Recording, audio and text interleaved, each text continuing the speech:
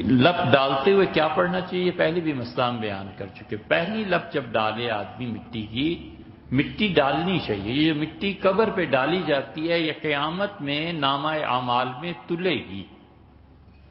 یہ ایسے ہی نہیں ہے. یہ بڑی زیادتی کرتے ہیں لوگ کہ قبر پہ کھڑے دیکھتے رہتے ہیں، اور وہ جو 2-3 مزدور لگے ہوئے ہوتے ہیں نا، وہ مٹی ڈال رہے ہوتے ہیں. انہیں پتہ نہیں ہوتا کہ موقع پھر کب آئے گا، اگلی مرتبہ تم پہ ہی کوئی مٹی ممکن ہے ڈال جائے. کبھی مزدوروں کو الاؤ نہیں کرنا چاہیے، خود ڈالنی چاہیے، خود بیلچہ لے لینا چاہیے. حضرت ابو ہریرہ رضی اللہ عنہ نے کہا کہ لوگوں، یہ جو تم قبر پہ مٹی ڈالتے ہو، یہ قیامت میں تمہارا نامہ اعمال میں تلے گی. اور میں نے یہ رسول اللہ صلی اللہ علیہ وسلم سے سنا ہے. عبداللہ ابن عمر رضی اللہ عنہ تک جب یہ روایت پہنچی تو انہوں نے کہا اوہ، ہم تو بہت ثواب سے محروم رہ گئے، ہم نے کتنے ہی میتوں کو دفن کیا اور مٹی نہیں ڈال سکے. پہلی مٹی کی مٹھی جب ڈالتا ہے دونوں ہاتھوں سے، ایک ہاتھ سے نہیں، دونوں ہاتھوں سے ڈالنی چاہیے.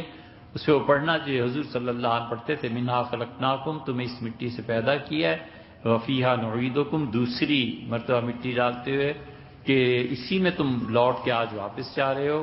اور تیسری پہ وَنُخْرِجُكُمْ تَارَةً أُخْرَىٰ، اور اللہ نے کہا کہ ہم اسی مٹی سے پھر تمہیں تیسری مرتبہ، یہ کہتا ہے کہ اللہ نے کہا پیدا کر دیں گے. اسی طرح حدیث میں اور بھی جگہ آیا ہے کہ جب پہلی مرتبہ ڈالے تو اللہ سے یہ دعا مانگے اللہم جافِ الارض عن جنبی منہا خلقناکم اللہم جافِ الارض عن جنبی. یہ شاید لاکھوں میں کسی کو یاد ہو. کون پڑھتا ہے میاں؟ کون کس کے لیے دعا مانگتا ہے؟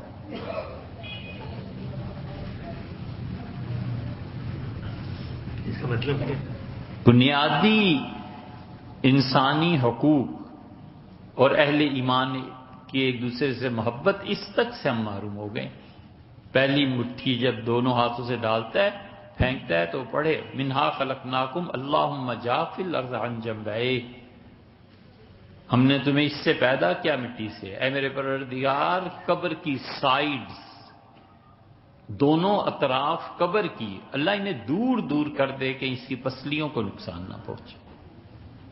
کہ حدیث میں آیا ہے نا کہ قبر بھینچ لیتی ہے، قبر کی دونوں دیواریں مل جاتی ہیں. اگر وہ مومن ہے تو اس کے لیے قبر کا یہ بھینچ لینا وہ خوشی ہے جو اس کو مومن کے آنے سے ہوئی ہے، کہ جیسے دوستوں یاروں سے ایک مدت کے بعد ملاقات ہوتی ہے. اور اگر وہ ہے اس کا مستحق تو پھر اس کی پسلیاں ایک دوسرے میں گھس جاتی ہیں، وہ چیختا ہے.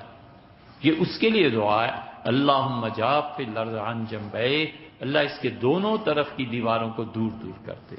پھر دوسری دعا، مرد ہے یا عورت، یہ پہلی اس کے لیے پڑھے وفیہا نعیدکم، اور تمہیں اسی میں اللہم افتح ابواب السماء لروحہ، اللہ اس کی روح کے لیے آسمان کے دروازے کھول دے. یہ اس کے بعد پڑھنی چاہیے وفیہا نعیدکم اللہم افتح ابواب السماء لروحہ. اللہ اس کے حضور صلی اللہ علیہ وسلم نے خود بھی فرمایا، آپ نے فرمایا کہ فرشتے اسے لینے آتے ہیں اور اس سے پھر اس کی روح کو ریشمی کپڑے میں لپیٹ کے وہ اتنی جلدی پہنچتے ہیں عرش کے نیچے، سیدھے جا کے رکتے ہیں وہ. اور عرش بعض میتوں کی روح پہنچنے سے جھوم جاتا ہے کہ اتنا نیک آدمی، اتنی پاک روح آ جائیے. حضور صلی اللہ علیہ وسلم فرشتے مڑ مڑ کے دیکھتے ہیں اس کائنات میں کہ کتنی اچھی خوشبو آ رہی ہے اور یہ اس روح کی ہے. اور آپ نے فرمایا وہ دروازہ جو آسمان میں اس کے لیے کھلتا ہے دعا کا اور رزق کا، وہ جب بند کر دیے جاتے ہیں تو رو دیتا ہے کہ اللہ آج کے بعد مجھ سے کوئی رزق تیرے اچھے بندے کے لیے نہیں جائے.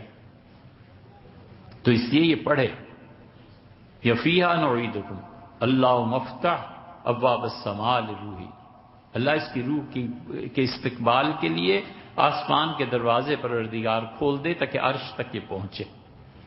اور تیسری چیز البتہ ہے کہ تیسری میں وَمِنْهَا نُخْرِجُكُمْ تَارَةً أُخْرَىٰ، اور پھر تمہیں ہم اسی مٹی سے اٹھا لیں گے. اس کے بعد اگر وہ مرد ہے تو اس کے لیے اور دعا مانگے کہ اللہم زوجہ من الحور العین، اللہ حوروں کی رفاقت اسے نصیب فرما. اس لیے کہ